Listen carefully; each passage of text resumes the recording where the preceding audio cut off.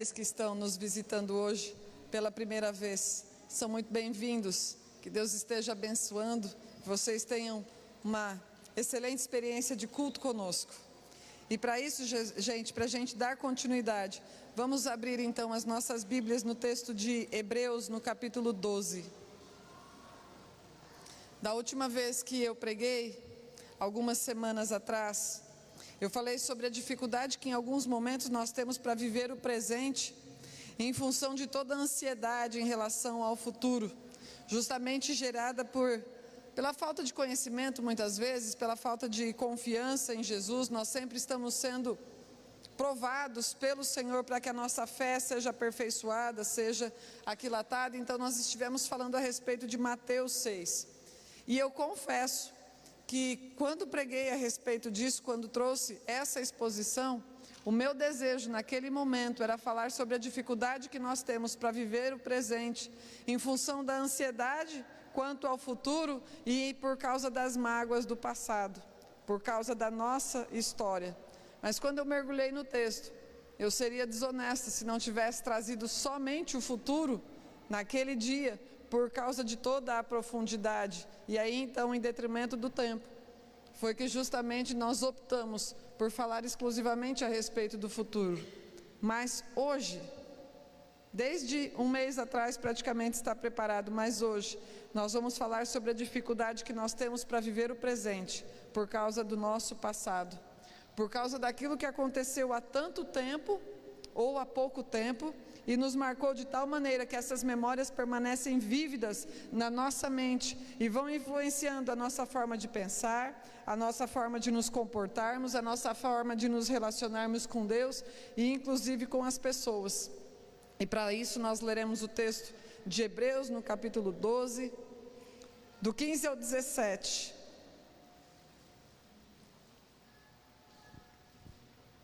Hebreus 12, 15 ao 17, diz assim: vigiai para que ninguém se exclua da graça de Deus, que nenhuma raiz de mágoa venenosa brote e vos cause confusão, contaminando muitos.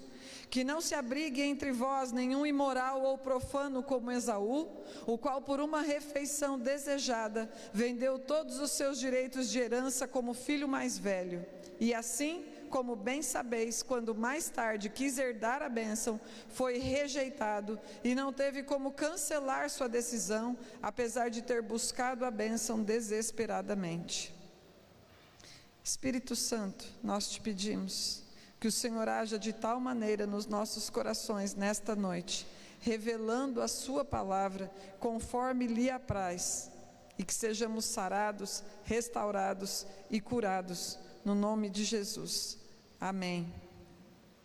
Queridos, não se sabe quem é o autor da carta aos Hebreus, da epístola endereçada aos Hebreus.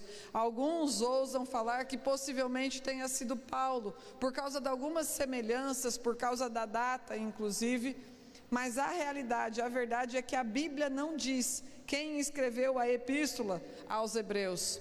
O que se diz é que provavelmente foi escrito antes de 70 depois de Cristo, porque essa é a data em que o templo foi destruído lá em Jerusalém, e de acordo com Hebreus, no capítulo 10, do 1 ao 11, eles ainda estavam oferecendo os sacrifícios, então o templo ainda estava de pé.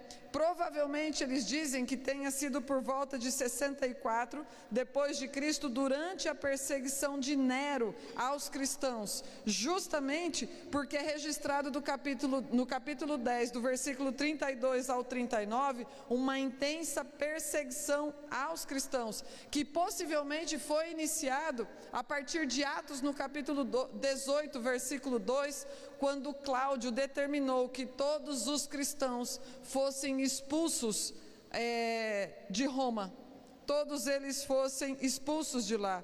Então a epístola aos Hebreus é uma carta destinada aos cristãos judeus, por isso hebreus, exilados, aqueles que estão fora, aqueles que foram mandados para fora, que foram exilados. É tanto que no final, quando a gente chega no capítulo 13, eles falam a respeito da saudação àqueles que estão dentro de Roma e os saudando. Esses cristãos receberam a proclamação do Evangelho dos discípulos, é o que diz no capítulo 2, no versículo 3, e no momento da escrita da carta estavam sofrendo intensa perseguição. Para eles, o martírio era uma possibilidade real. Possivelmente foram expulsos das instituições judaicas por confessarem a Jesus Cristo. E podem então, debaixo de tamanha perseguição, estarem sendo tentados a retrocederem para a incredulidade ou para o judaísmo.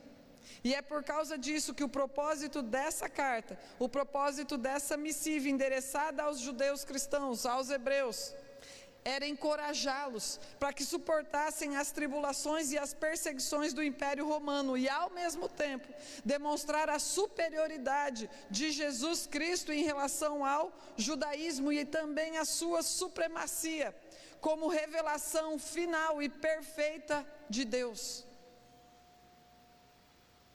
O autor vai falar sobre a transição das alianças, vai falar sobre muitas coisas, remetendo várias vezes ao Antigo Testamento, justamente demonstrando que aquilo que estava escrito no Antigo Testamento se consumou ou se concretizou na pessoa de Jesus Cristo, desde Abraão, aquele que é o pai da fé.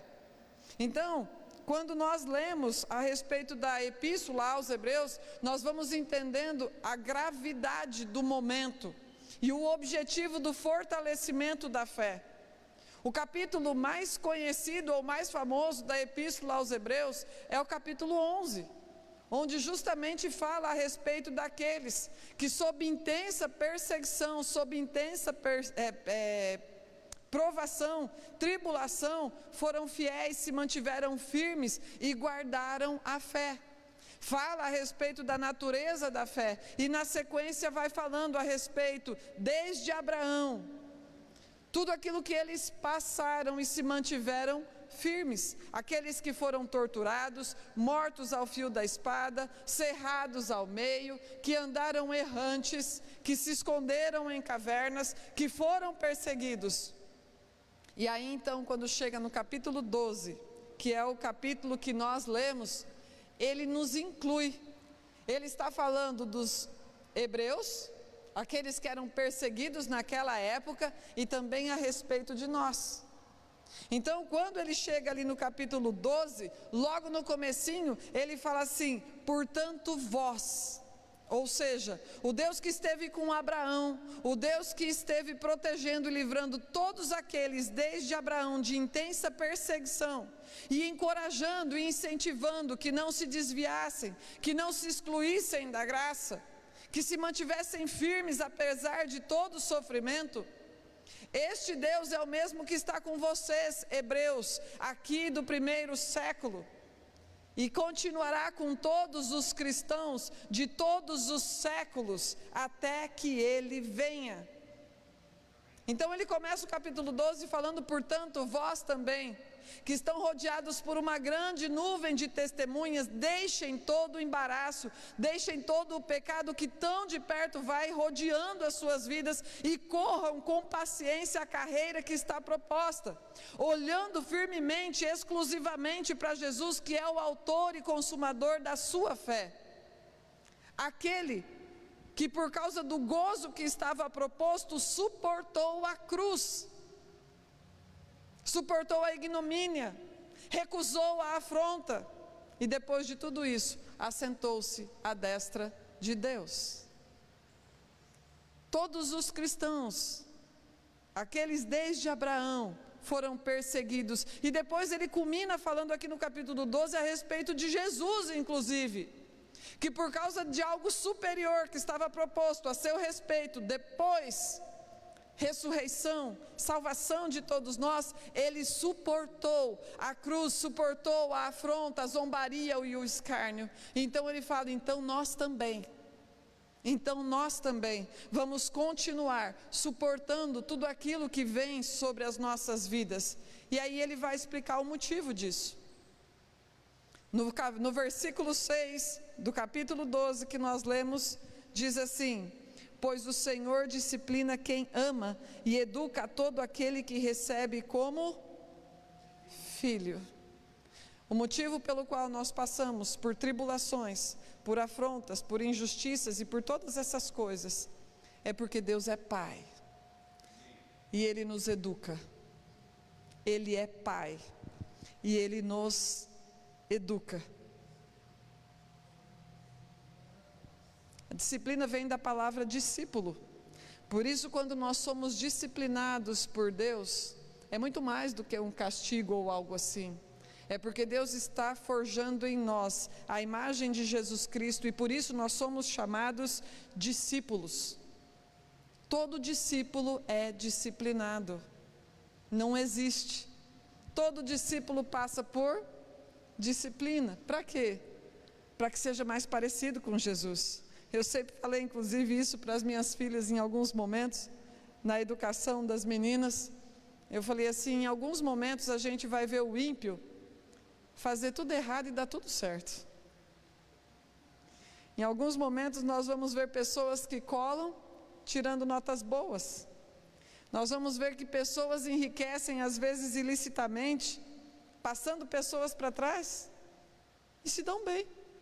Nessa horizontalidade aqui, se dão bem. Quantas pessoas nós vemos às vezes fazendo coisas erradas e de alguma forma prosperando ainda assim? Parece que tudo vai bem, não é verdade? Essa é uma realidade que acontece desde os bancos escolares, até mesmo nos palácios de governo, seja no Brasil, seja fora do Brasil. A gente vê pessoas que fazem coisas ilícitas prosperando, se dando bem, mas vai um crente, vai um filho de Deus fazer algo errado. E Deus é Pai. Deus é Pai.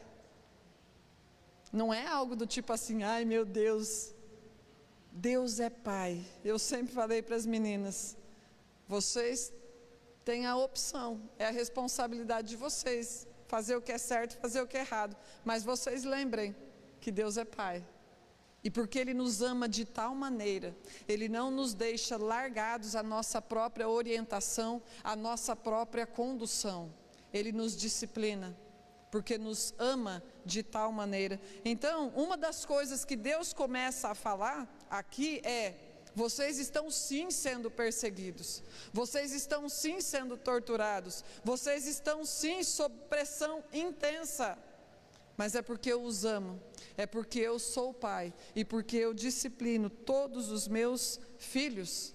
Na sequência, no versículo 7, ele diz assim: suportai as dificuldades aceitando-as como disciplina, Deus vos trata como filhos. Ora, qual filho que não passa pela correção de seu pai? Mas se estáis sem orientação, da qual todos têm se tornado participantes, então não sois filhos legítimos, mas bastardos. Eu creio que não há nenhum bastardo aqui entre nós. Penso que não haja bastardo algum. Por isso os discípulos de Jesus, após a ressurreição de Jesus, passavam por perseguições, por tribulações, por dificuldades, mas eles compreendiam que essas coisas eram necessárias e que faziam parte sim do processo. Nem mesmo Satanás pode tocar um filho de Deus, a não ser que o Senhor permita.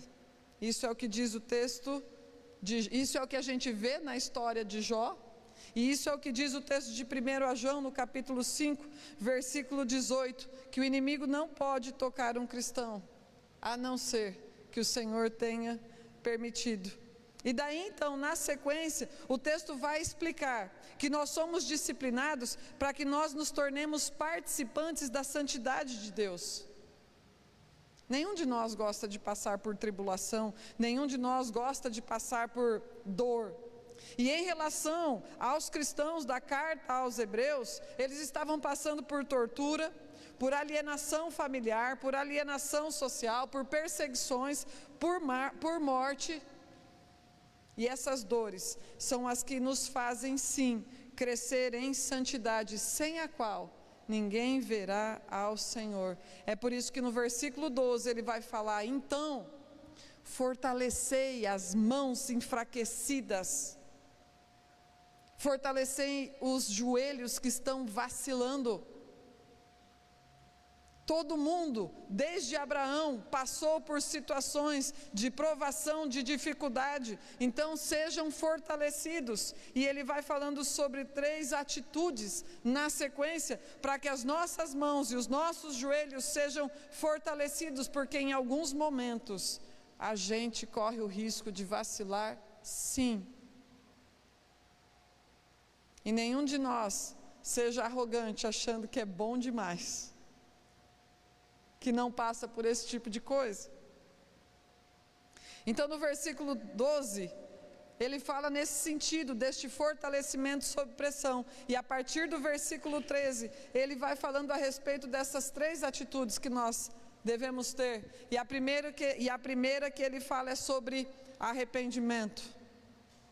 No versículo 13 ele fala assim: preparai caminhos retos.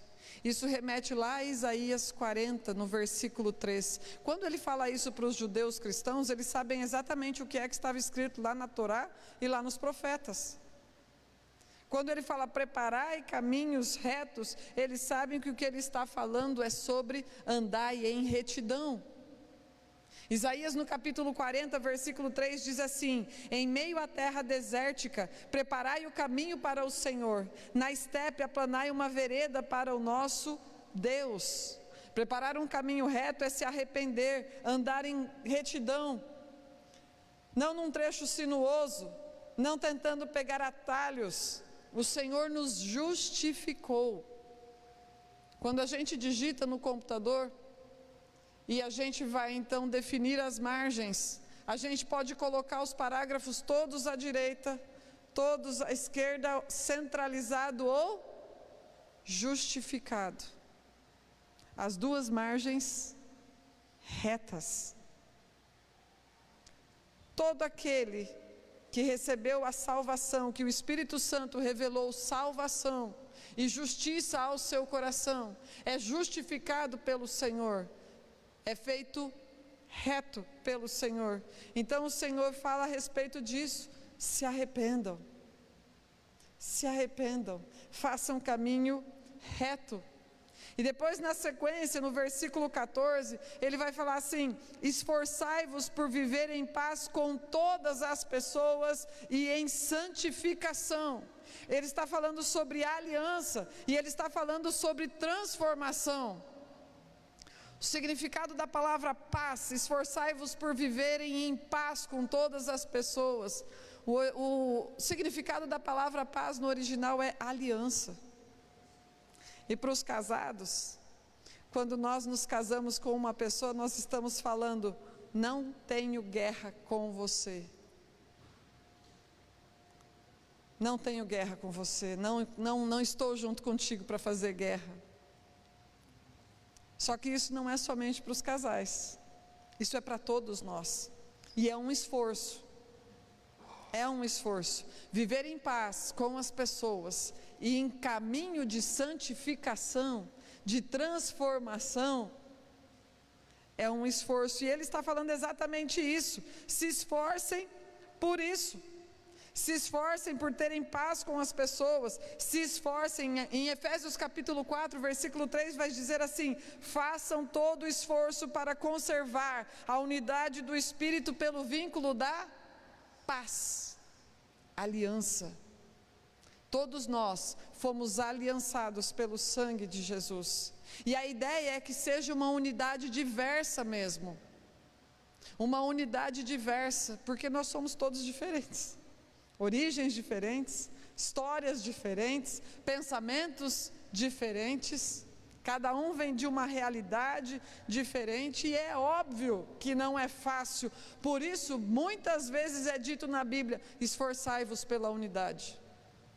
Esforçai-vos pela unidade. Por quê? Porque na nossa natureza, todos nós pendemos mais para separação, para exclusão e para divisão, para acepção. Unidade é fruto do Espírito, e nós nos esforçamos por isso. é o resultado de caminhar com o Espírito, e é por isso que nós caminhamos nesse sentido. E a santificação é a transformação. Eu deixo de ser quem eu sou, a partir de mim mesmo, para eu ser a partir de Jesus Cristo. Não mais a Daniela a partir de si mesma, mas a Daniela a partir da revelação de Jesus Cristo no coração. Cada um de nós, essa natureza santa, trocada nos nossos corações. E por isso nós andamos nas obras que o Senhor preparou para cada um de nós. Obras de santificação, obras de transformação, obras de plenitude de santidade. Até aquele dia. Esse dia vai chegar. Louvo ao Senhor. Essa é a nossa esperança, e essa é a nossa convicção, essa é a certeza de todo crente. Nós vivemos como quem tem certeza da ressurreição. A gente não sabe quando, a gente não sabe se a gente vai estar vivo e a gente vai ver o céu se abrir, ou se o Senhor já terá nos levado quando isso acontecer, mas a certeza é que Ele vem, e nós almejamos, desejamos fervorosamente que isso aconteça. E aí então, por fim, o autor vai falar sobre a terceira e última atitude que nós devemos ter para suportarmos as dificuldades e a disciplina do Senhor, e é neste que nós lemos que eu desejo me ater um pouco mais, dos versículos 15 ao 17, sobre nós guardarmos o nosso coração de toda a amargura. Eu não vou pedir para ninguém se denunciar, porque não existe ninguém que jamais tenha sido magoado ou ferido em relação a mágoas no coração. Ser magoado é algo que faz parte dessa existência. E o autor aqui está afirmando que alguém pode sim se excluir da graça de Deus e ter um comportamento prejudicial tanto para si como também para a igreja por conta de raiz de amargura, que pode causar sim confusão e contaminar pessoas. Russell Shedd, num comentário sobre esse texto, disse o seguinte, que aqueles que se excluem da graça de Deus são os desviados, e que eles podem estar tanto dentro quanto fora da igreja, das paredes da igreja. O texto ainda segue dizendo que nós não devemos abrigar entre os cristãos pessoas que sejam como Esaú, que vendeu o direito à herança e mesmo que depois tenha tentado desesperadamente reaver, não conseguiu. Mesmo arrependido, ele colheu as consequências das suas escolhas. Ele trocou a bênção espiritual pela satisfação imediata e material. Arrependeu-se do que fez, mas ainda que tenha se arrependido, colheu as consequências. Porque a semeadura é opcional, mas a colheita é inevitável. Então, nós vamos começar definindo, através da Bíblia, o que é raiz de amargura, ou de mágoa venenosa, como diz aqui na minha versão. E existem duas maneiras de nós compreendermos a definição dessa expressão aqui, de todas as expressões. Pelo uso original, aquilo que o autor tinha em mente quando criou o conceito, e pela etimologia. E para nós iniciarmos pelo uso original, nós vamos abrir as nossas Bíblias no texto de Deuteronômio, no capítulo 29. Mas fiquem com o texto em Hebreus também, que nós vamos voltar.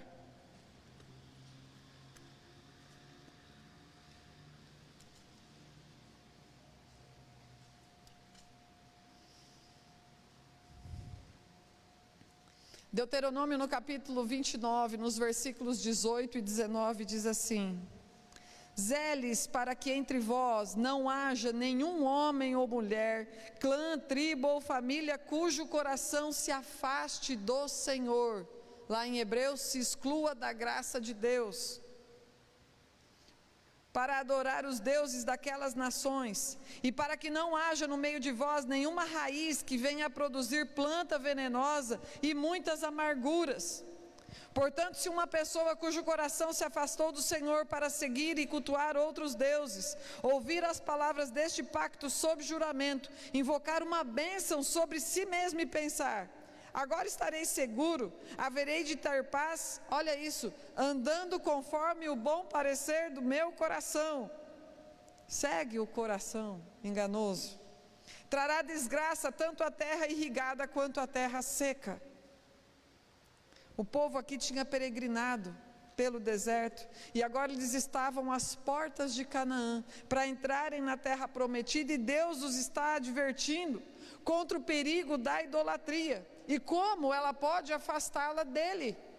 Vocês viram o estilo de vida dos egípcios, vocês viram tudo o que aconteceu na vida deles, por conta da idolatria do coração deles, e agora vocês vão entrar numa terra cujo povo é pagão, que se curva sim a outros deuses, falsos deuses. Então vocês cuidem do coração de vocês, para que vocês não venham a se desviar dos caminhos do Senhor, para que vocês não venham se afastar de mim, indo após outros deuses. E aí ele fala que não haja entre vocês nenhuma raiz que brote com amarguras. Moisés usa a figura da erva daninha, da raiz amarga e venenosa, para ilustrar a conexão entre idolatria e apostasia. Esse tipo de erva era uma erva que tinha um gosto amargo, produzia veneno, e se fosse inadvertidamente colocada na refeição para uma família, poderia matar a família inteira. Além disso, as ervas daninhas ainda prejudicavam grandemente as plantações, porque elas se disseminavam de maneira muito rápida, prejudicavam as lavouras com doenças, com peste, morte da lavoura.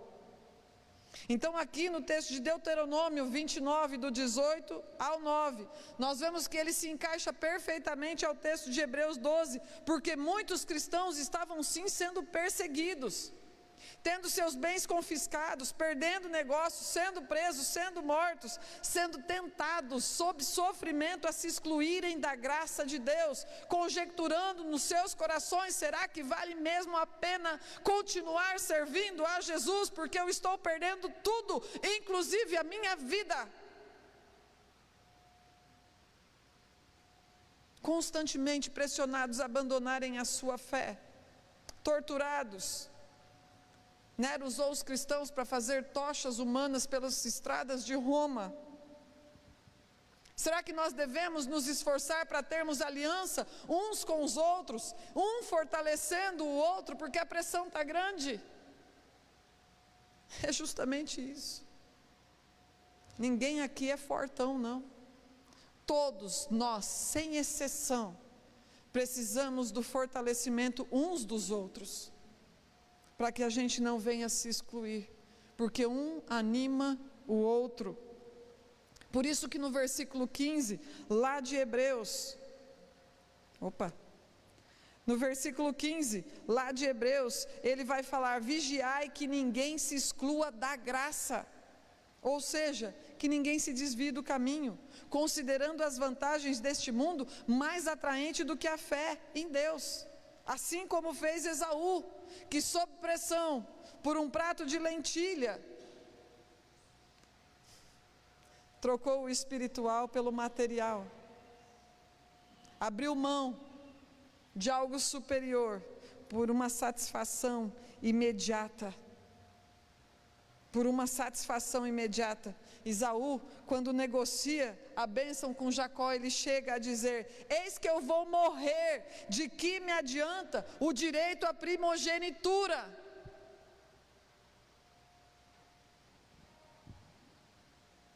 Cá entre nós, será que Esaú morreria mesmo de fome se não comesse aquele prato de lentilha? Mas essa foi a desculpa que ele encontrou para o seu erro. Essa foi a justificativa que ele usou para trocar o espiritual pelo material. E na sequência do texto de Hebreus, ali no capítulo 12, ele chama Esaú de imoral e profano. E por que imoral e profano? Porque no original imoral é pornos, aquele que se prostitui por pagamento. Profano porque no original é bébelos, que quer dizer não tratar o que é santo como santo, ou tratar como comum aquilo que é sagrado. O povo do deserto entendeu que trocar a Deus por ídolos os faria prostitutos e profanos. E existem muitas passagens na palavra de Deus em que Deus chama Israel de meretriz, por causa de traí-lo e ir após outros deuses. Os judeus da diáspora, excluídos da comunidade judaica, sem a sua rede de apoio, perdendo seus bens, perdendo suas famílias, perdendo suas vidas, sob perseguição, são advertidos a não abrirem mão da graça que receberam por um alívio imediato. O que é que tem nos afligido? E o que é que nós temos usado como alívio imediato? Não troque o sagrado por aquilo que é ordinário. Não troque o eterno por aquilo que é passageiro. Não troque o espiritual pelo material. A vida é muito mais do que essa existência terrena. A vida é muito mais do que essa existência terrena. E esse tipo de atitude, esse tipo de pensamento, são como ervas daninhas que envenenam a pessoa e acaba se alastrando com o veneno de apostasia. Um desiste, contamina o outro, e assim vai. Nosso compromisso não é individual. É um egoísmo a gente falar que a gente está aqui para defender o nosso, eu para defender o meu. Nós temos compromisso sim uns com os outros, porque o nosso compromisso é coletivo. Nós somos uma comunidade. Assim como um pode fortalecer o outro, um também pode enfraquecer o outro. Vou dar um exemplo. Usei de manhã, achei que a Rosinha fosse estar aqui, não a estou vendo, mas vou usá-la. Rosinha, se estiver assistindo. Vou dar um exemplo para os irmãos. Faça de conta que eu tenha ficado chateada com alguma atitude da Rosa. A Rosa, para quem não sabe, diaconiza justamente com o seu esposo aqui na igreja, são um casal bênção demais, nós os amamos. Mas vamos supor que eu tenha ficado chateada com uma atitude da Rosa, porque de repente ela não me tratou devidamente como a Bíblia diz para a gente fazer.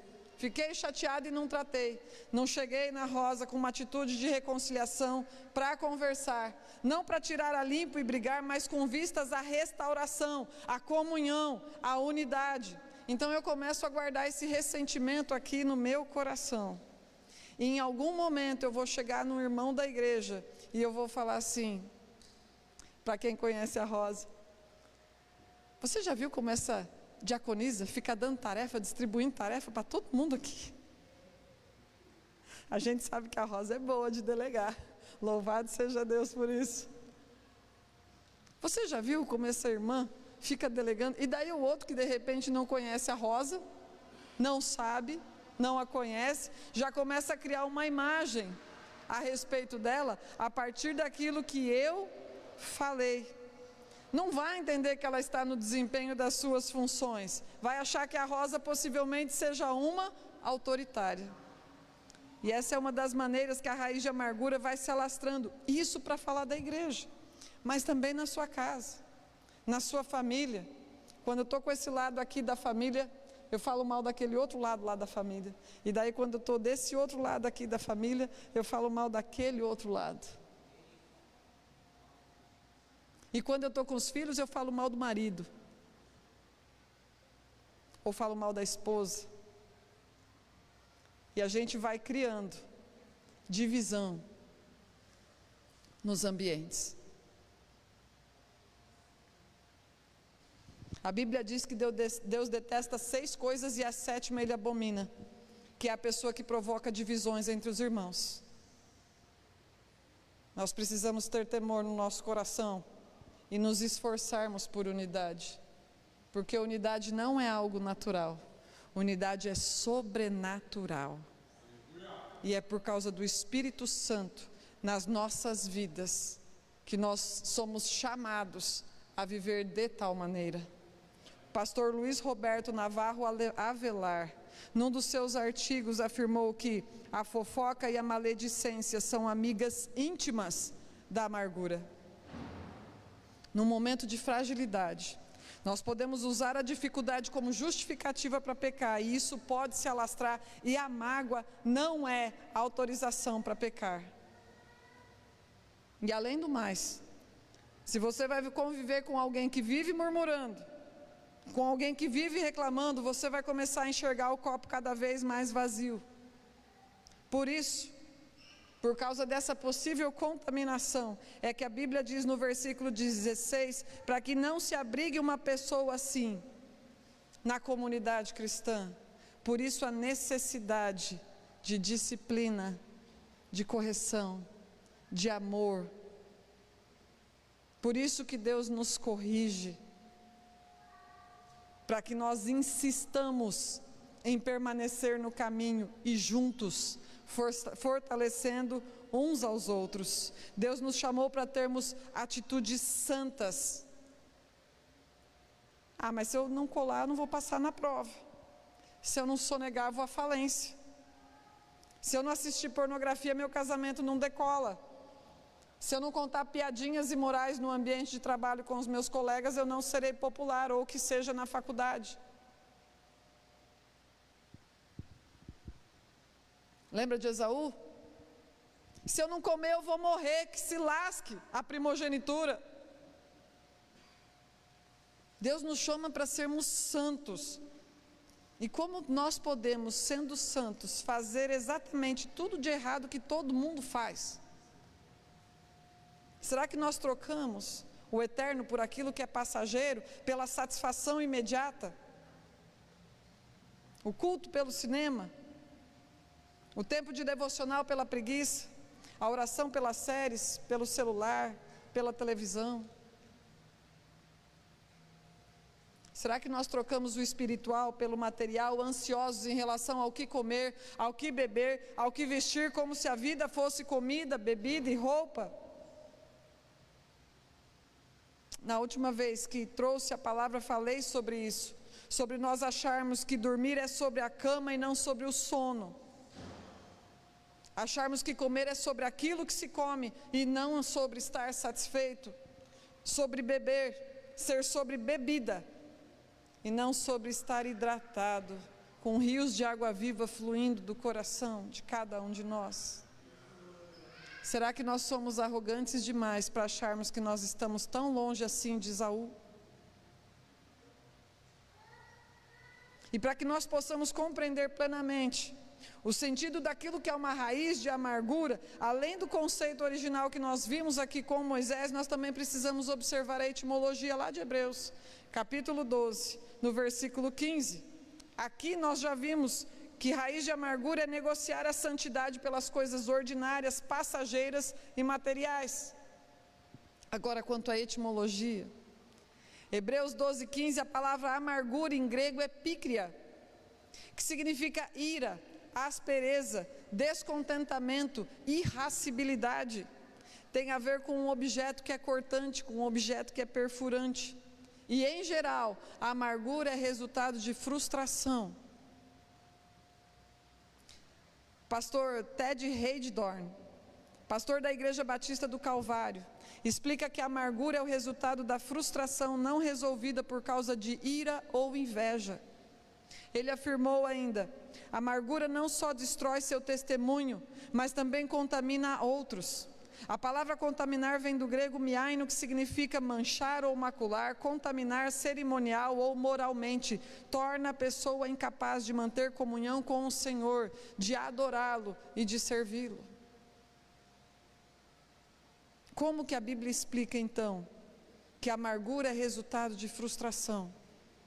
Está lá em Êxodo, no capítulo 15, podem abrir. Êxodo 15.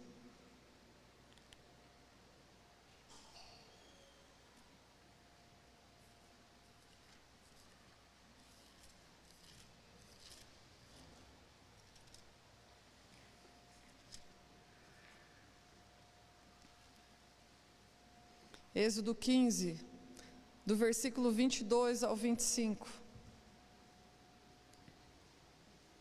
Mais tarde, Moisés conduziu os filhos de Israel desde o Mar Vermelho até o deserto de Sur. Durante 3 dias caminharam para dentro do deserto sem encontrar água. Todavia, quando chegaram a Mara, não lhes foi possível beber da água dali, porquanto era amarga. E esse é o motivo pelo qual esse lugar passou a ser chamado Mara. E de manhã eu brinquei, eu falei, não é de maravilha não. Então o povo começou a reclamar a Moisés, inquirindo, que haveremos de beber? Moisés clamou ao Senhor e ele indicou um arbusto. Moisés o pegou e o lançou sobre as águas, e estas tornaram-se boas para beber. Foi em Mara que Yahvé entregou aos israelitas leis e ordenanças e submeteu à prova a obediência deles ao Senhor. O povo tinha acabado de atravessar o Mar Vermelho. Estava caminhando já há 3 dias pelo deserto de Sur. E chegou um momento que eles estavam com sede. Quando chegaram em Mara, estavam sedentos. Só que não foi possível, porque a água era amarga. O que o povo começou a fazer? Murmurar, reclamar. Gente, fazia 3 dias que Deus tinha acabado de abrir o Mar Vermelho. Como a gente tem uma memória pequenininha e curta. Fazia 3 dias que eles tinham tido aquela visão extraordinária de ver 2 paredões de água se abrindo para que eles pudessem passar em terra seca. Eles viram quando Deus fez com que o mar se voltasse e fechasse novamente e destruísse o exército de Faraó. 3 dias anteriormente, 3 dias atrás isso tinha acontecido. E então, na primeira situação de dificuldade, ali, eles começam a reclamar. Eles tinham tido uma imagem da onipotência divina, de tudo aquilo que Deus pode fazer. E nesse episódio nós percebemos então, que experiências sobrenaturais grandiosas não treinam a nossa fé para os problemas cotidianos.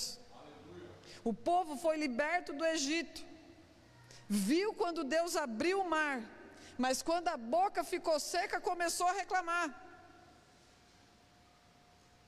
O comentário Beacon sobre essa passagem diz o seguinte: grandes experiências não curam necessariamente o coração mau e queixoso. A murmuração cessa apenas quando crucificamos o eu e entronizamos a Cristo somente. Efésios 4:31 diz: toda amargura, cólera, ira, gritaria e blasfêmia sejam eliminadas do meio de vós. Em algumas versões, como está escrito no tema da pregação, nenhuma amargura. Nenhuma amargura. Olhemos para a nossa história e nós vamos perceber que Deus já manifestou a sua glória e fez coisas grandiosas na vida de todos nós aqui. No entanto, nós temos dificuldade para exercitar a fé diante de situações domésticas que são muito menores e nós começamos então a reclamar. Lembra de Elias também?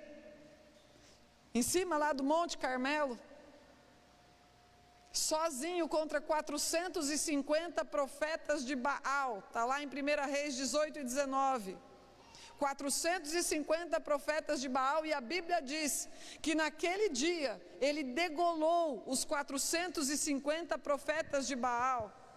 Elias foi um homem que orou, e Deus fez o fogo descer do céu, consumiu todo o sacrifício. Ele tinha orado, parou de chover, ele orou novamente, voltou a chover. No entanto, depois de enfrentar os 450 profetas de Baal, ele ficou sabendo que a rainha Jezabel tinha falado que ia matá-lo. O que ele fez? Aqueles 450 já podiam tê-lo matado, gente. Mas a rainha falou que ia matá-lo. Ele fugiu e se escondeu dentro de uma caverna. Mesma situação do povo do deserto, que tinha acabado de ver o mar abrir, e agora por causa da água. Veja como que o espírito amargurado tem uma visão deformada e em alguns momentos vitimista.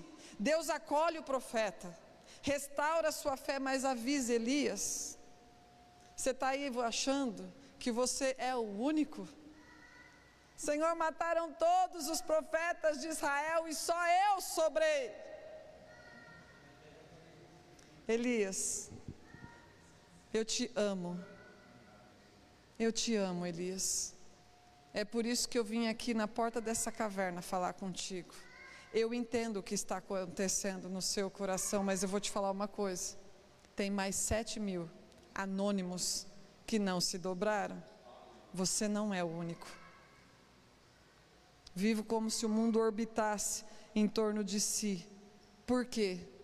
Porque ele está ferido em carne viva. Então tudo fere, tudo machuca. Principalmente porque há uma distorção da realidade e ele percebe as coisas a partir da sua dor. Por que a amargura é resultado da frustração? Porque o povo achava que ia beber água. Estava todo mundo com sede. Depois de 3 dias caminhando no deserto, achavam que a água era doce, mas se depararam com água amarga.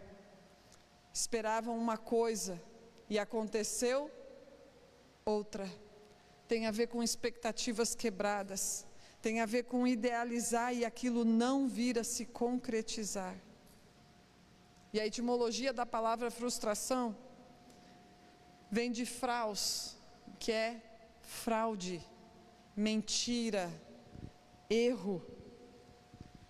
Uma pessoa frustrada pode viver sob o estigma da fraude, do erro, e se sente, portanto, despojada, extorquida, enganada, roubada. Achei que eu fosse beber água doce, mas a água era amarga e eu amarguei. E pode ser por muitos motivos, desde uma nota baixa na escola, até o fim de um relacionamento. Pode passar por uma falência financeira, quebras de expectativas. Uma pessoa murmuradora, reclamadora, queixosa, é uma pessoa amarga, difícil de relacionamento, porque ninguém gosta de beber água amarga. Também ninguém tem prazer nesse tipo de relacionamento. Agora, frustração faz parte da vida. E a frustração pode sim ser legítima. Legítima. O que não é legítimo, muitas vezes, é o modo como nós reagimos à frustração. A maneira como nós elaboramos, a maneira como nós lidamos com ela. Como nós lidamos com a quebra de expectativas. Porque isso vai acontecer, faz parte dessa existência caída neste mundo quebrado, mas como você reage quando você está frustrado? E a amargura é o resultado da gente reagir de uma maneira inapropriada ou não bíblica a uma situação ou a uma ofensa. A questão aqui não é se foi o outro que errou, a questão é como eu estou reagindo. E não quer dizer necessariamente que a frustração seja resultado do pecado de uma outra pessoa. A pessoa prometeu lhe dar carona, você ficou pronto, esperando, cheio de expectativa, porque afinal de contas você estava ansioso aguardando por este evento. E a pessoa de última hora, por algum motivo, liga e cancela. Você fica meio no vácuo. Nós nos frustramos em todos os lugares. Dentro da igreja, fora da igreja. E por que é que Deus permite isso? Porque aquele povo foi educado no Egito e aprendeu a ser idólatra, e agora o Senhor está educando o seu povo para confiar nele em todas as situações, grandes ou pequenas, satisfatórias ou frustrantes, pontuais ou cotidianas. Aquele lugar ficou conhecido como Mara, amargo. Lembram de Noemi? Lembram de Noemi? Sogra de Ruth? Foi juntamente com seu esposo e seus filhos para a terra de Moabe, porque não tinha pão na terra do pão. Por causa da escassez de alimentos, foram para a terra de Moabe, trocaram a terra da promessa, o espiritual, pela satisfação material, pela necessidade da fome. Foram para a terra de Moabe. Na terra de Moabe morreram seu esposo e seus 2 filhos. Ela voltou somente com Ruth. E quando ela volta, ela diz assim: não me chamem mais Noemi, que quer dizer ditosa, me chamem Mara, porque eu estou amargurada. Me chamem Mara, porque eu estou amargurada. Será que nós temos frustrações não resolvidas no nosso coração?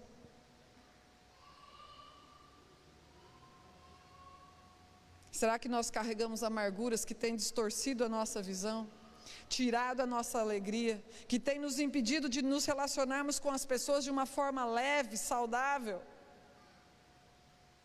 Eu não estou falando de algo que não aconteça com todo mundo. Todos nós passamos por isso. Famílias são separadas, divididas por anos.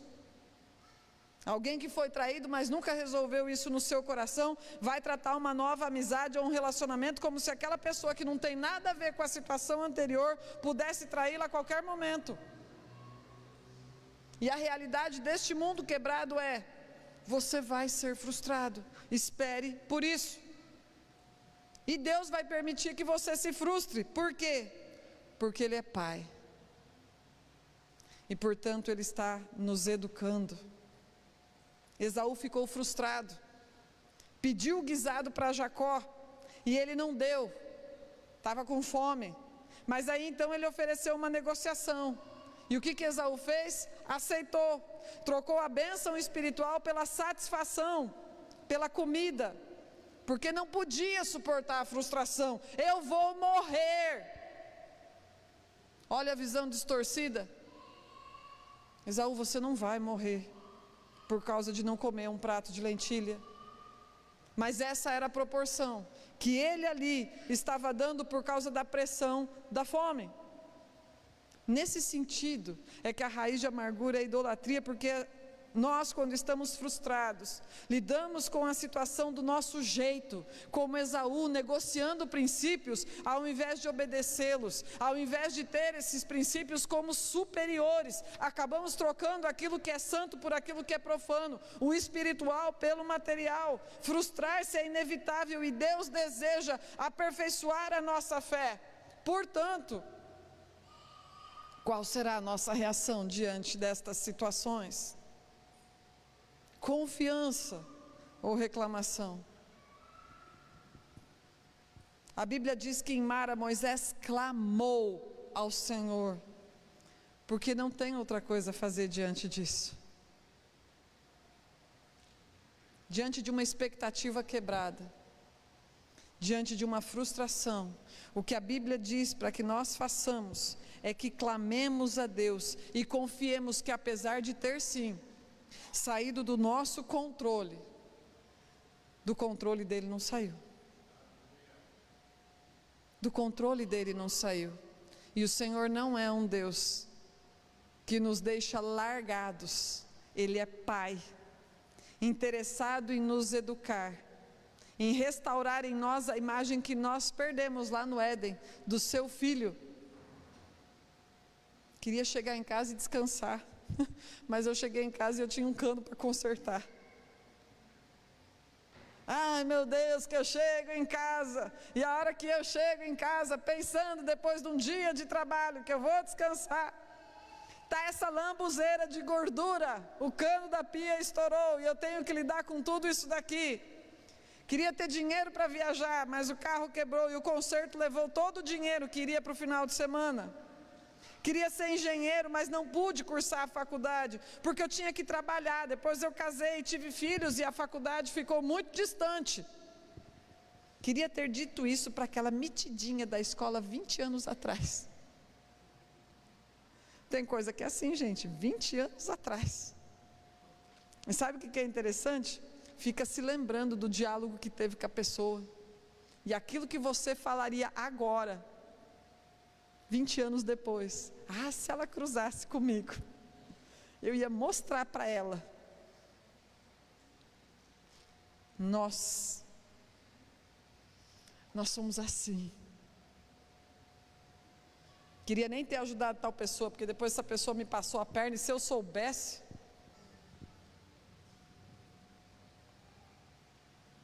Há quanto tempo e até quando nós vamos continuar vivendo sob o peso da frustração, amargando o passado, que não nos deixa prosperar emocionalmente, relacionalmente, espiritualmente?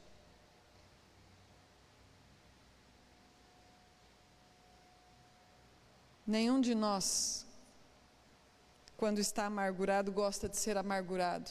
E tem hora que a gente está tão amargurado que a gente nem se aguenta. Fica difícil conviver com a gente não aguenta o nosso próprio veneno. Mas a amargura é o resultado de nós reagirmos de maneira inapropriada, não bíblica. Ou porque nós estamos resistindo, ou por ignorância. Ou porque o Espírito Santo está falando, perdoe essa situação, e a gente está falando, não vou, aquela pessoa não merece, onde é que já se viu um negócio desse? Ou por ignorância, por falta de conhecimento da palavra. Diante de uma frustração, a Bíblia fala para que nós clamemos ao Senhor, para que nós perdoemos e confiemos. Deus indicou um arbusto para Moisés. Moisés, está vendo esse arbusto? Pega esse arbusto, Moisés, e lance esse arbusto nessa água amarga. E a Bíblia fala que de uma maneira sobrenatural, o Senhor transformou aquela água amarga em água doce. Você pode sim, no teu coração, ter uma fonte de amargura, talvez por causa da sua história, mas não tem água amarga que Deus não possa transformar em água doce, quando nós clamamos ao Senhor e confiamos no Deus da nossa salvação. Todos nós podemos ser transformados. Não é fácil lidar com a amargura. Eu gosto muito de orquídea, falei isso de manhã, eu gosto muito de orquídea, tenho algumas lá em casa. E quando você pega uma orquídea, ela vem naqueles vasinhos pequenininhos, e quando você pega uma orquídea e você vai tirá-la daquele vaso e transplantá-la para algum outro lugar, não tem nada ali dentro do vasinho, só tem raiz. Só tem raiz, não tem terra, não tem nada ali. Em alguns momentos o nosso coração fica desse jeito, só tem raiz. Só tem raiz, e essas raízes vão nos asfixiando, vão tomando todo o espaço do vaso, vão tomando todo o espaço do vaso, vão tomando todo o espaço do vaso, e chega uma hora que mais nada vai nascer ali, mais nada vai prosperar ali, porque é muita raiz. Maior do que abrir as águas do Mar Vermelho, é quando Deus abre o coração de um homem e de uma mulher e faz dali brotar rios de água viva. Então não resistamos ao Espírito Santo, não resista ao Espírito Santo, se livre dessas memórias venenosas, se livre desse passado tóxico, abre mão de querer que o outro se dê mal e pague por aquilo que ele lhe fez, porque isso só vai te trazer perturbação, e ainda pode fazer com que você se desvie da graça de Deus.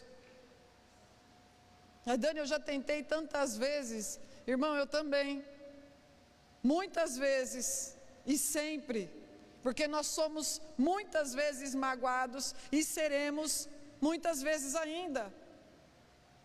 A gente clama, a gente libera perdão, a gente pede perdão, porque nós também magoamos as pessoas, mas hoje nós estamos falando do outro lado, né? Pede perdão e confia em Deus, que de alguma forma sobrenatural, que a gente não entende, porque como é que pode lançar um arbusto na água e a água que era amarga fica doce? De uma maneira que não passa pelo nosso entendimento e pela nossa cognição, a gente crê E confia que se nós clamarmos em algum momento, estas águas se tornarão doces sim. E a gente persevera na unidade, a gente se esforça por continuar caminhando juntos. E a gente não se torna instrumento de separação, de divisão na família, na igreja, no ambiente de trabalho. Não é de um mar aberto que a gente precisa, é de um coração aberto para receber a água que Jesus oferece para a gente beber.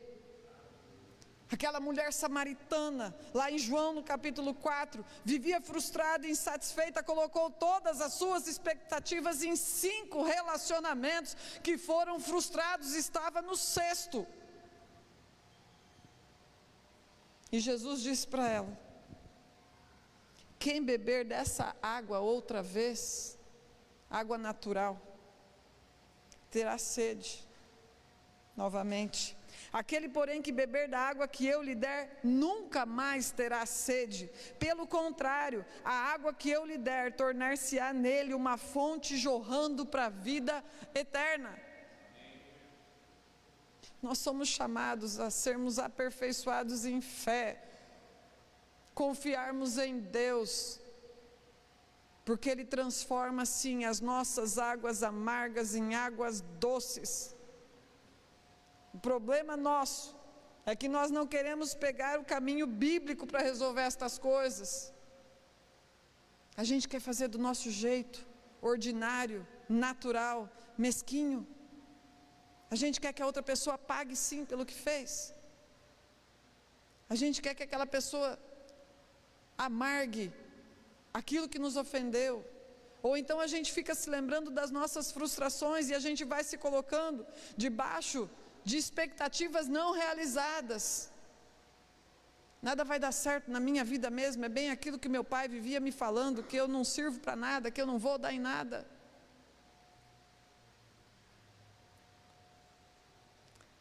Vamos nos colocar em pé, os músicos podem vir.